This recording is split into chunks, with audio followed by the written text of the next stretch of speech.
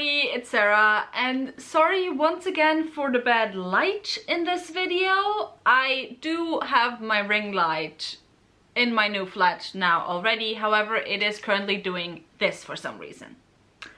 Well, can't do a video like that, so up above light thing it has to be, because I am too lazy to get my desk lamps from literally on the other side of the room.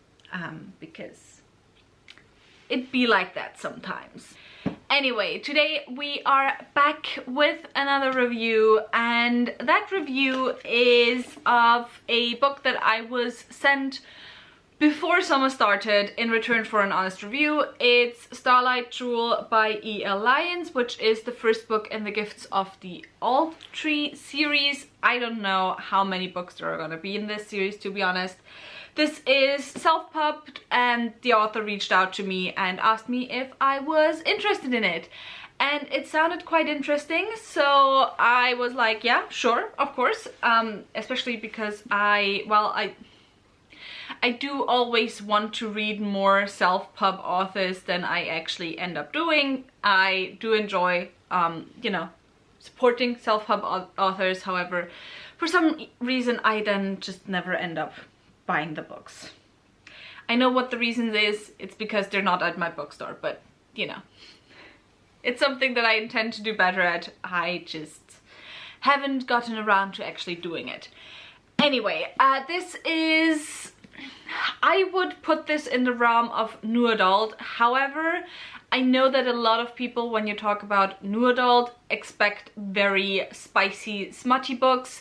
This is not heavy on the spice. I wouldn't even put it into the category of fantasy romance. Yes, there is romance within this. There is a romance subplot that is, I would say, prominent. Like, it's more than just a random small side plot. It's the main side plot, actually. However, it's not fantasy romance. And so, yeah, I would still put it into the kind of new adult genre because it has a lot of elements from YA in terms of how it's structured, how it's written. However, the main character is already a little bit older, so early 20s.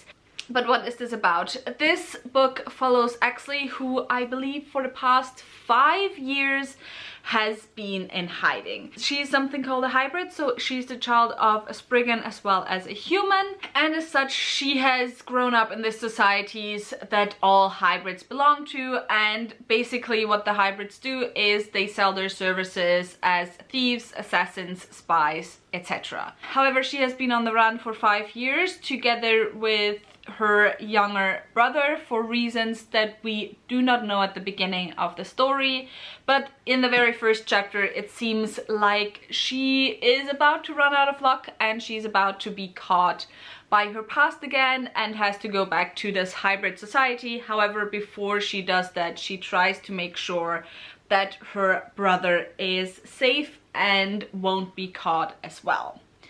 That's all that I want to tell you about this story, and now let's get into my thoughts on it, which are complicated, I would say.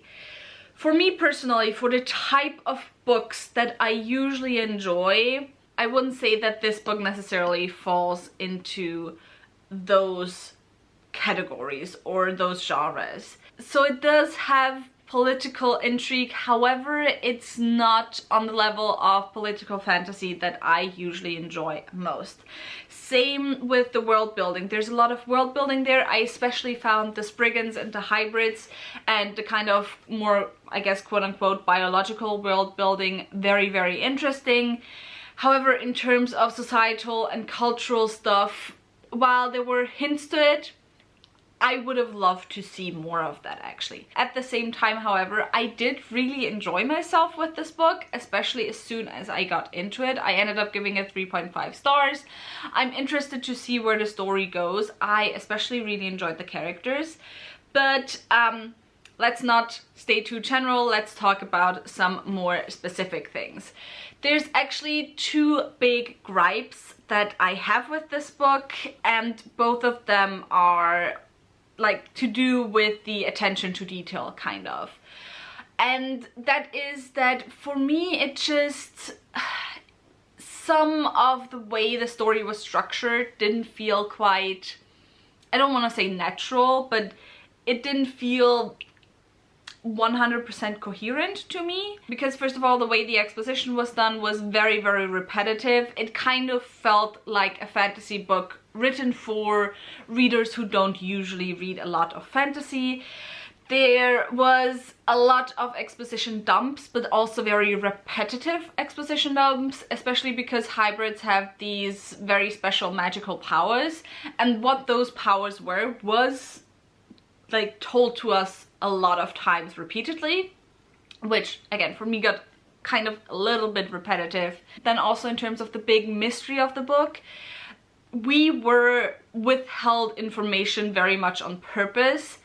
But the way it was done, I can't really put my finger on it, but the way it was done was very, I don't know, it felt like it should have been said at this point what the big deal is and why Exley had to leave. But no, it was always just, we were always just told, and the story is written mostly from Exley's point of view, like in third person, but from her point of view. But it was always just like, yeah, she had to betray everything she believed in until that point. But we were never specifically told why she had to betray all of that, and so it was kind of hard to feel for Exley and for me to emotionally connect to her. However, once we were told everything, which again for me took slightly too long with how the story was written, it felt like it tried to build up to this twist that really wasn't a twist, but was just withheld information. Like once we were given that information, then that was the point where I truly started enjoying the story. So I think that should have happened a bit earlier in the book. Again, because the way it was done, it wasn't really a twist, it was just withheld information. And then the last issue that I had with the story is that a lot of the information that was given, but not to us as a reader, but to other characters, just kind of didn't make sense. Why Exley, for example, acted this way right now, or why she told this person this thing. And there were quite a few times within the story where it felt like characters were only acting a certain way or saying a certain way, disclosing certain information, not because that was something that they would naturally do, but because it was needed for the story to progress. So those were my 3 big criticisms in the story. Aside from that, however, I did like the writing style was the type of writing style that, you know, I typically categorize as it's a tool for writing. So it wasn't the writing style that negatively impacted the story, but it also wasn't the writing style that positively impacted the story for me. Kind of the type of writing style that most books fall into for me, because there's very few books where I truly adore the writing style. Then in terms of world building, as I said, I found the Spriggans really interesting. And Spriggans really are a creature that we don't usually see a lot within fantasy. And so the whole like dynamic with the hybrids, and also how those hybrids fit into both Spriggan but also human society, for me, I found very interesting. I really love the lore behind the hybrids. I loved how somewhat kind of creepy they are, because they are partially, like, to different degrees, they are partially like wooden and tree and kind of just nature. So that's something that I found incredibly interesting. There were a lot of nice little details. I don't know if those details came from folklore or if they came from the mind of the author or anything, but there were a lot of details that I just really enjoyed reading about.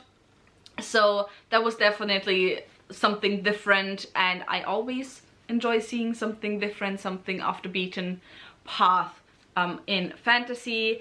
And then the characters. I actually really like the characters, and I also, even with the over explanation, I really love the kind of magical abilities within the hybrids, because there were some situations that arose from those abilities that just, yeah, that ended up being very interesting and leading to very interesting plot points.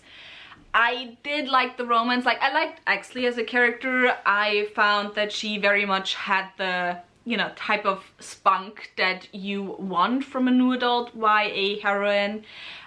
Although, fair warning, if you are someone who does not necessarily, how do I put it? If you're someone who doesn't enjoy the trope of the main character of a young adult or new adult fantasy book being just oh so pretty that everyone just loves her instantly, I mean, not everyone loves her instantly, but is instantly attracted to her, then this book maybe won't be for you. I don't necessarily mind the trope. It's, you know, it's a cliche, maybe more so than a trope. However, I don't care about it either way. So I didn't mind that, and I really enjoyed Exley as a character. The only negative thing that I could maybe say about her is that she was quite often described as exotic, which I just, for different reasons, have problems with the term exotic as a descriptor because of how it has been used in colonial contexts for such a long time. And also Exley is, additionally to that, like, she has a very Anglo-Saxon phenotype, if I remember correctly. So yeah, it was just kind of weird, the juxtaposition of seeing exotic being used in that way, but I guess better than, you know, for a main character that was POC. But yeah, so not a fan of the use of that word. But aside from that, however, I just really enjoyed Exley. I really enjoyed, I think Grim was the name of our male love interest and our main male character. He was just a very lovable character in my opinion. He was very, I would say maybe tsundere. So yeah, and overall I enjoyed myself with this book. Like, it's, I have to be honest, it's not gonna be a book that will be on any of my all-time favorites list. However, it is a book that I had a really good time with, that I don't regret reading at all, and that I'm definitely gonna be picking up the second book for. And to be honest, that's most books that I read anyway. So yeah, that's it for this review. If you have any thoughts or want to share any thoughts, if you have read this book or if you haven't read this book, leave them in the comments down below. If you enjoyed this video, maybe think about giving me a thumbs up and also maybe subscribing. And as always, all the links to my social media as well as to my book club of Queens, Witches and Valkyries, where I read one adult fantasy book written by a woman or genderqueer person per month, will be left linked down below, so go and check those out. And I hope I'll see you soon. Bye!